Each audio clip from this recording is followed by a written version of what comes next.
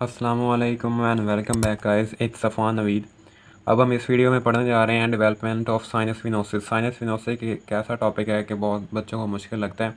तो इस वीडियो में हम लोग ये पढ़ने जा रहे हैं। तो इसमें पढ़ने से पहले आप लोगों को मैं जैसे पिछली वीडियोज़ में बताता आ रहा हूँ कि हार्ट ट्यूब के डिफरेंट पार्ट्स के आप लोगों को पता होना चाहिए, इसके नेम वगैरह।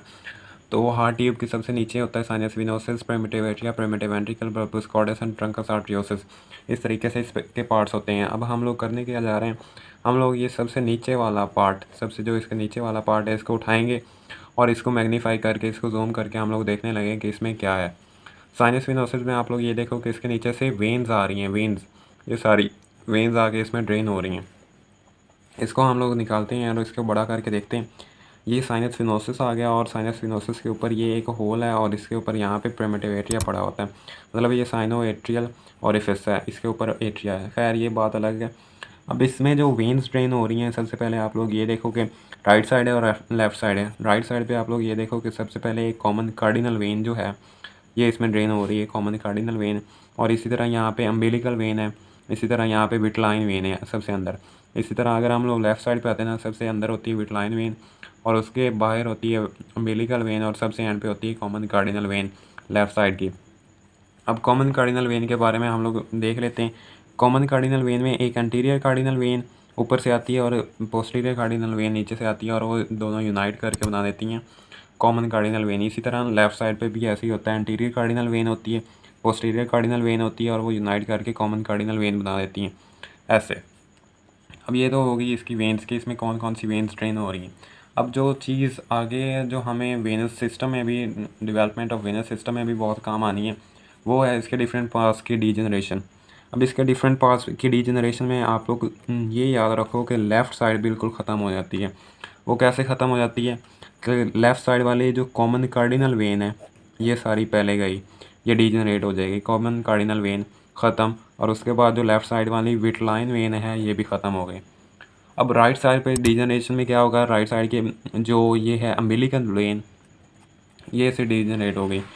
अब यहाँ पे आप लोग ये देखो कॉमन कार्डिनल वेन और vitelline when right side left side के ख़त्म हो गई हैं। तो लेफ़्ट साइड पे बिल्कुल एक छोटा सा पार्ट बच जाता है और राइट साइड पे सिर्फ अम्बिलिकल वेन ख़त्म हुई है, तो इसका जो पार्ट है ये काफ़ी ज़्यादा बच जाता है डीजनरेशन के बाद। तो ये जो लेफ़्ट साइड वाला है हम लोग सपोज कर लेते हैं ये बिल्कुल ख़त्म हो गया है साइनस ऑन। और ये जो राइट साइड वाला है ये बाद में साइज़ में ग्रो करता है और इसका साइज़ काफ़ी ज़्यादा बढ़ जाता है। ये बात आप लोगों ने माइंड में रखनी।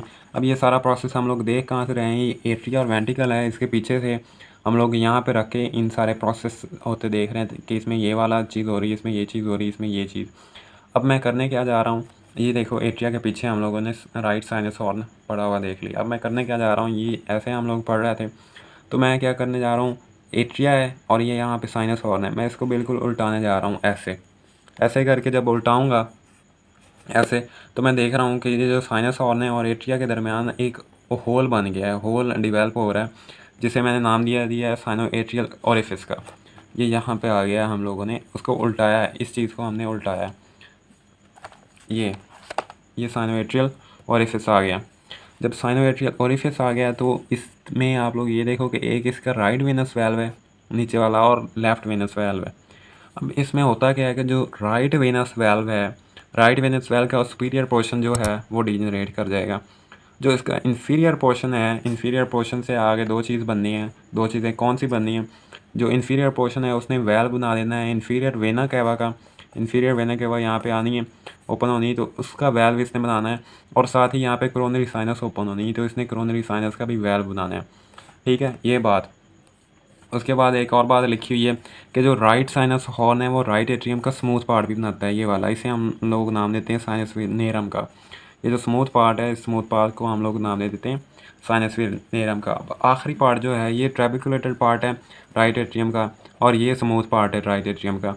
दरमियान में एक रिज है जो इन्हें, या दरमियान में एक सेपरेशन है जो इन्हें सेपरेट कर रही है और इस सेपरेशन को नाम दिया हुआ है क्रिस्टा टर्मिनलस का।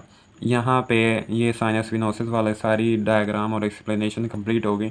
अब इसको हम लोग पढ़ लेते हैं नोट्स में कि हम लोगों ने लिखना क्या है और आप लोगों ने नोट क्या करना है।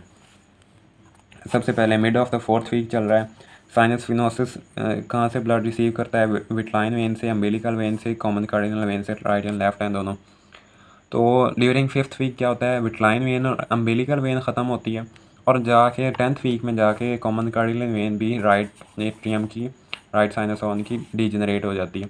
ये डीजनरेट होने के बाद क्या होता है कि एक जो बहुत इंपॉर्टेंट बात जो इसमें हाईलाइट करके लिखनी है वो है left sinus horn loses its importance. मतलब left sinus horn almost completely ख़त्म हो गया। जब ये ख़त्म हो गया तो जो राइट साइनस हॉर्न है उसने सारा काम संभाल लेना है। जो लेफ़्ट साइनस हॉर्न है इसके कुछ पार्ट्स जो बाकी बचे हैं उससे ओब्लीक वेन ऑफ द लेक एट्रियम एंड कोरोनरी साइनस, ये दोनों चीज़ें बनेंगी। अब हमें पता है कि जब राइट साइनस हॉर्न ख़त्म हो गया ना तो जो भी वेन्स इधर लेफ़्ट साइनस हॉर्न ख़त्म हो गया ना तो जो भी वेन्स इधर लेफ़्ट साइड पे जाके ड्रेन होनी थी उन्होंने एक शंट के थ्रू राइट साइनस हॉर्न में आके ड्रेन होना है। तो एक शंट बनना है यहाँ से। जब ये शंट है तो ये posterior wall of the atrium के अंदर ये जो साइनस वेल्व है ये इनकॉर्पोरेट होता है।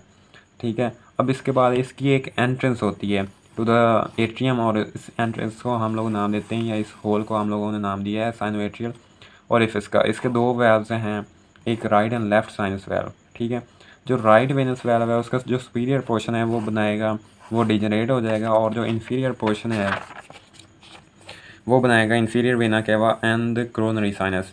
ठीक है, वेल्व इन दोनों के वेल्व बनाएगा।